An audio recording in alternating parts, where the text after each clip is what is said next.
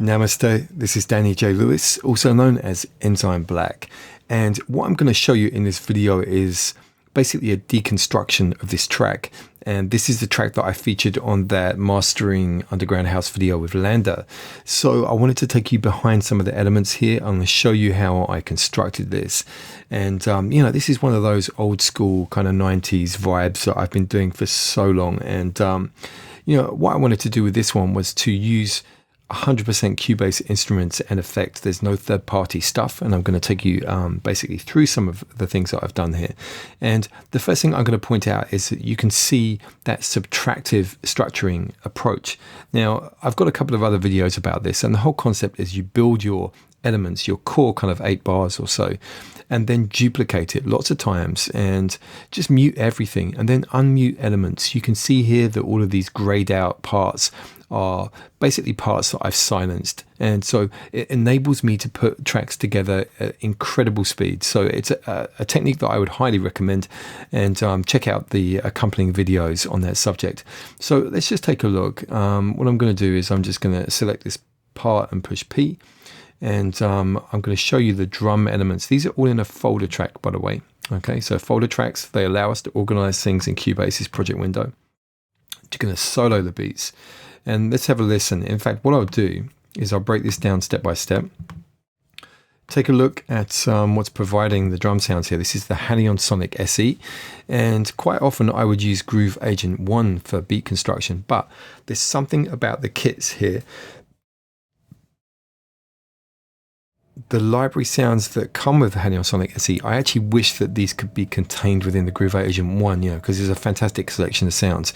The limitation is the fact that you've got one stereo output here. I would much prefer to have each individual sound coming through on its own output. Okay, you can do separate outputs for different programs, but as far as I can make out, there's no way to do the individual drum sounds on separate outputs. If anybody knows, please give me a shout. So I've got a stereo pair here. Now what that presents is a little bit of a challenge, because it means that the individual sounds, the kick, the snare, the bass, the hi-hats, etc., these elements cannot be adjusted with faders. You can, of course, adjust the MIDI data, and you can see some programming going on here. And the MIDI data can influence the volume, okay? So I've got my programming here. I'm going to show you the basic beat.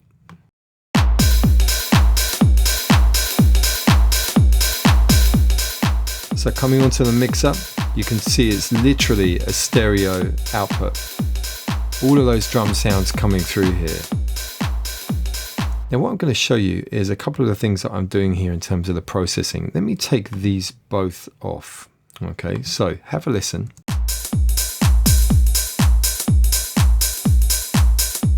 That's the beat without the processing. And by the way, there's a send here because I'm using it as a input for a sidechain on the bass. Now let's take a look at what these individual inserts are doing. Okay, so the multi-band envelope shaper, which is a real fantastic plugin contained within Cubase Pro 8. I really love this thing. Let me show you what I've done with this. Okay, so I'm going to bypass it, play it. Now let's take the bypass off.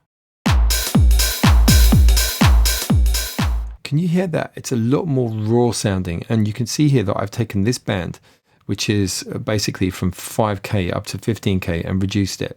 Now, funny enough, I'm just feeling maybe I just did just a little bit too much, so I'm going to ease that back up. Let's have a listen again.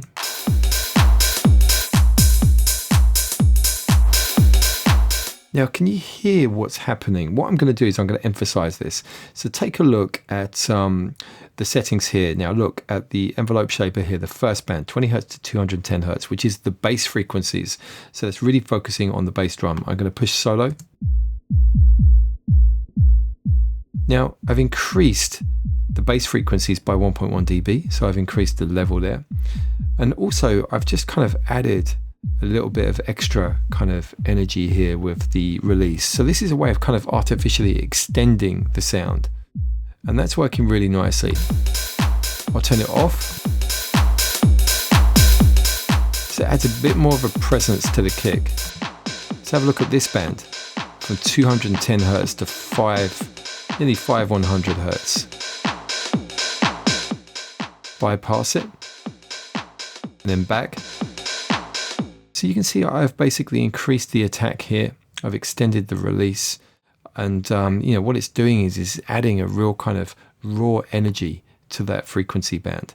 Let's take a look at what I've done over here. Just taking a look at the settings.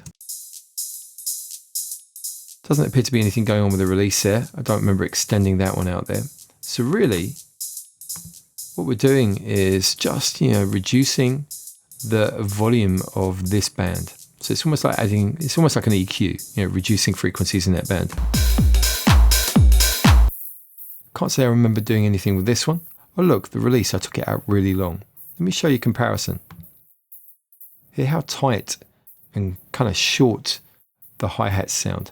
I mean, you've got to have really good ears to hear this. It's very, very high frequency. It's got this kind of almost pulsing, pumping kind of flavor because I've extended the release. And actually what I want to do, just so you can hear this, I'm going to reduce the lower frequency here so you can really get a feeling for that. Just remember this is 15K. So you can really feel that fizzing energy. 4, and then adding the release. Got real pumping energy to it. I might actually just reduce that as well. Just take that a little bit lower. I'm actually quite pleased with that. So before and after. So it's got a really raw, exciting energy to it. That's a very, very good plugin for adding that kind of flavor. Now, let's have a look at the vintage compressor. I can't remember what I did with this. It's probably just binding things together a little bit. You can see the ratio here is 4:1. Let's have a listen.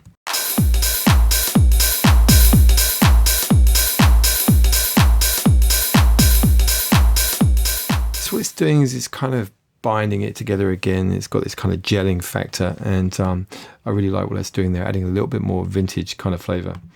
Right, so let me bring in the other elements. Crashes and splashes, these are played in at certain points. The snare, the 808 tom, and the shaker. Let me just take a look at the structure. No, I don't want to enable dictation. Let me come back on here. Let me show you, right? So you can see that the crashes and splashes are coming in to punctuate certain parts of the track. So at the beginning of the 8 bars and near the end, generally. On the intro, I've got the 808 tom and the shaker playing. Now, these are coming from separate instances of the Halion Sonic SE, the SR-T9 and T8 kit here, and then there is another kit on the Halion Sonic instance here. So let me just show you here. So it's all programmed. Let me just show you these individual ones. Let's just focus on the tom.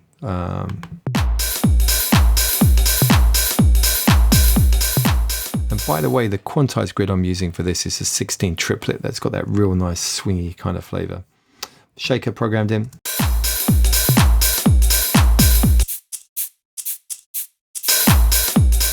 Quite delicately balanced in the mix. They're really quite subtle. And the snare comes in at certain points in the track, so that's going to be later on. Let me just show you over here. Let's focus on those beats at that section. This is Halion Sonic SE again, with a collection of snares across the keyboard, a patch called Snare Shop. And what I did was I performed that in different ways across the track, so there's a little bit of a variation. Let me see if I can show that to you. So here we go.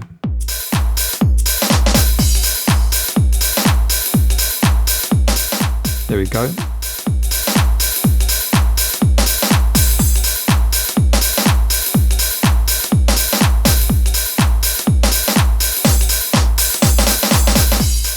And you can see that that basically adds a feel that is working with this kick drum over here, and also with the crash and splash cymbals as well. So that's providing some sonic interest to that section. So that's pretty much the beats, and you can see over the track, sometimes the snare is there, sometimes it's not, and it's all designed to create some variation. The 808 tom on the DJ intro and the outro, but not in the track. And the reason why is because when I've got that 808 tom over the bass, it felt like it was clashing. All right, so it's more of a kind of signature intro kind of vibe. Now the musical elements here, let's take a look, and let me just come back over here. Well, yeah, before I do that, here's a vocal. I've got a bit of a love-hate relationship with this particular vocal. I'm definitely going to run off on instrumental, I know that for sure, but there's something about it that works. And let me just show you something. This is a vocal I recorded of me saying yes now and get down. And what I've done is I've used the transpose here to make it -2 semitones.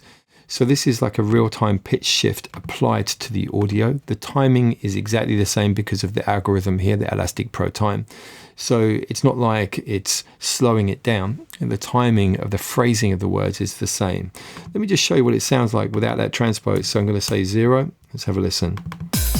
Actually, let me solo as well. Yes now. So you can tell that's me, of course. Let's do this again. So we're going to transpose -2. Yes now. So it adds that kind of deep kind of flavor to it. So that's what's going on with the vocal, and it's used to kind of introduce the bass line that's coming up, and it works in conjunction with some edits. You can see here the mutes that I've put into the beats. So let me show you what's going on with that. And just before I do that, I'm going to open up the channel strip. You can see the EQ being used. Compressor, multiband envelope shaper, mono to stereo, because it was a mono recording, and this is a really nice stereo widening tool. So that's made it wide, and then compression again. So that's what's working there. Let's have a listen to that section where the vocal introduces that bass section. Yes now. Yes now. Yes now.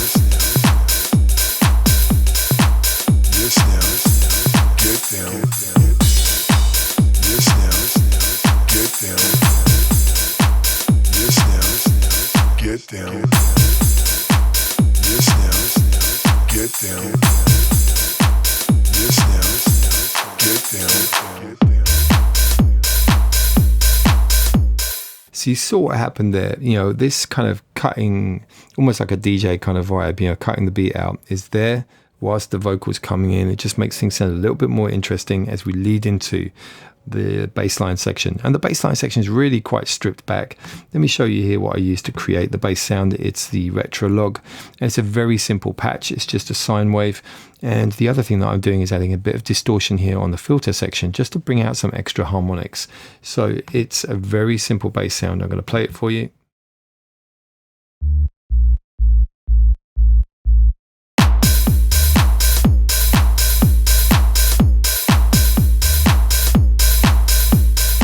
Just going to point out that this is being sidechain ducked by the beats. All right, that first Halion Sonic, which is basically got the kick, the clap, the hi-hats, etc.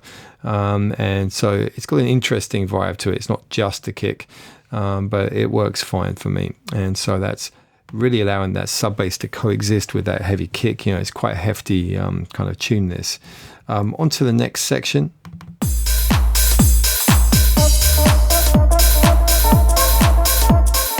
So here's a little riff that I played in.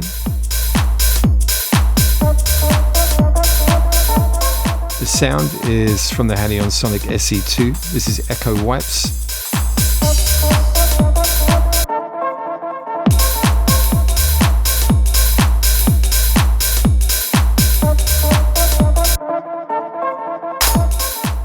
Panned over to the side a little bit here. The reason for that is because of this sound, which I panned over to the right as a contrast.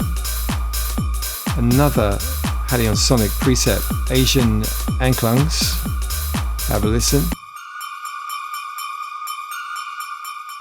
I used a low cut on this because it had quite a lot of low frequency energy. I wanted it to be nice and clean. Let's come back and see how things are progressing.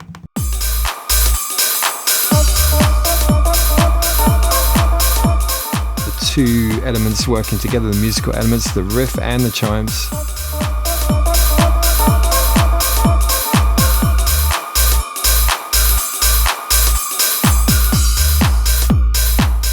Really just stripping things back again. Vocals gonna come in. So you see I took the beat out, just strip that back. Just for a little kind of variation. Here comes the vocal again. And here's some atmospherics.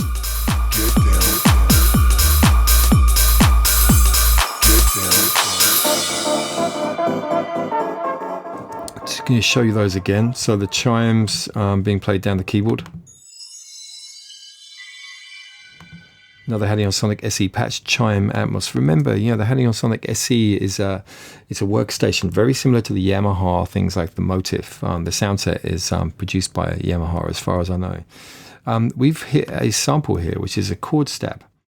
So this is being triggered on Groove Agent SE4, and it's a single sample that's transposed up and down the keyboard. You need to check out my video about sample-based approach to composition in Cubase to see that in action. You can see the key range button is selected, the low key set to C-2 and G8, which means that I can transpose that sample up and down the keyboard. All right. So it's a little sample here. I believe that's from the machine library. And so that's being triggered by Groove Agent 1 over MIDI. Let's have a listen to that sequence again.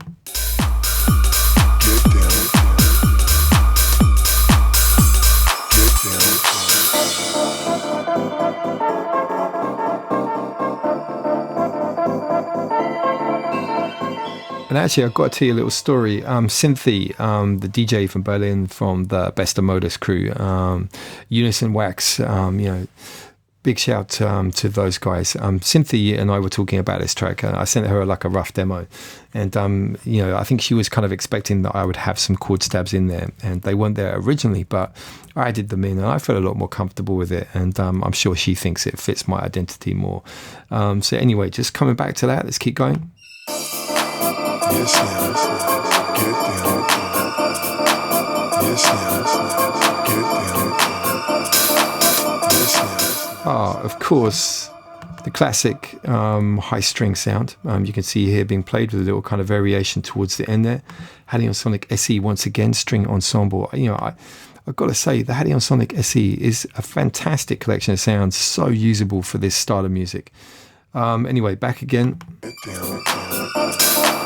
Yes, get down.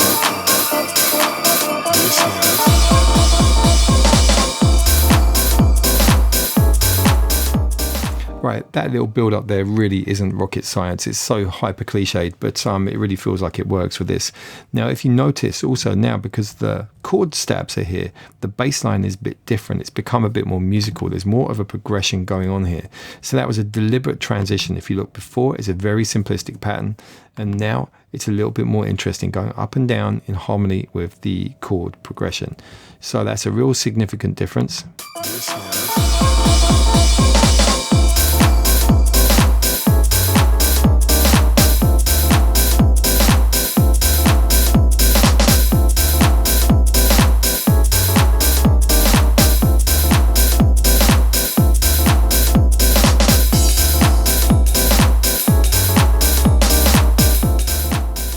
To show you here, there's a ride pattern you can hear coming in there.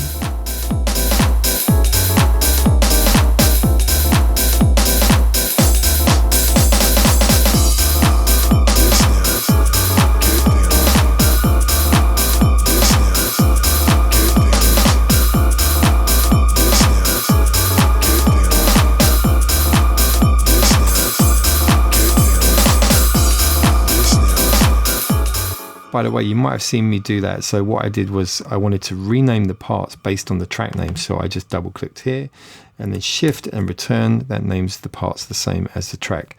It's just a quick little fix. So we're coming down into another breakdown.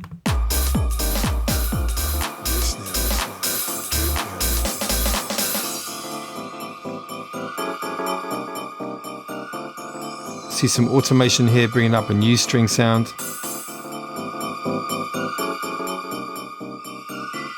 Chords being filtered down. Just trying to remember what I did with that. I think I did, where are we? Let me see.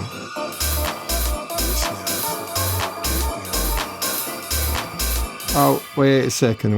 This is a group. Okay, so here we go. So the stabs, I placed a dual filter on here. You can see the automation. You have the R when it's in green, means it's reading the automation going on there. I'm going to extend this down so you can see it as well. And, you know, that's used to create a variation. So the chords are being filtered down.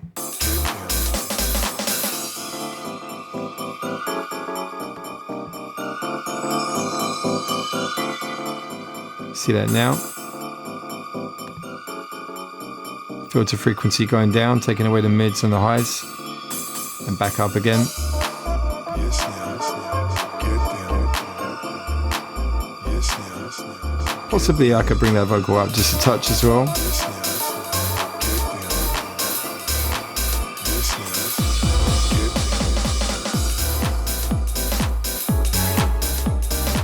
So on the finale section, that extra chord stab, this one's being triggered, where are we? Let me find it. Groove Agent 1 again, same trick with pitch. Key range is single chord sample once again from the machine library.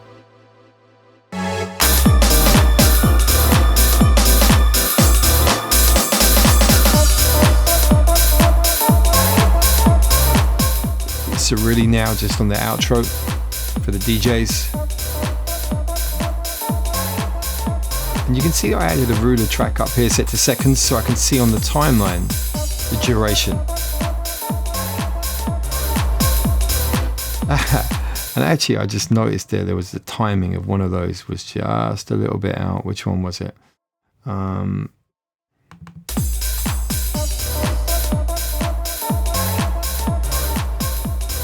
There we go. So command and right arrow, that just moves that over, tidies it up. Potentially that's somewhere else, but I can fix that up another time. So look, it's really easy. It's just coming out here, reducing the drum elements, bringing that 808 back, and then stripping it right back for the very end.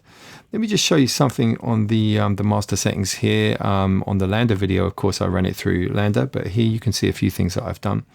So I'm running through Magneto for a little bit of tape saturation. I'll show you that here. That's a freebie plugin that comes with Cubase Pro 8. Remember, all of these plugins are ones that come with Cubase. And I use the maximizer just as my kind of end of signal chain on that master there, just to bring things up. So it's kind of like a limiter that, kind of brings the level, really kind of energizes the elements. So let me just take these off. So you can hear before and after, and let's bypass the EQ as well.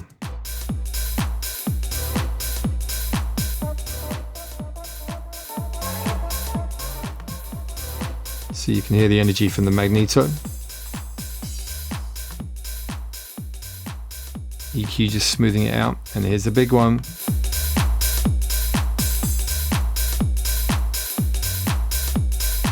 So a little tour around that one. I hope you enjoyed that, and of course if you have any questions, just give me a shout.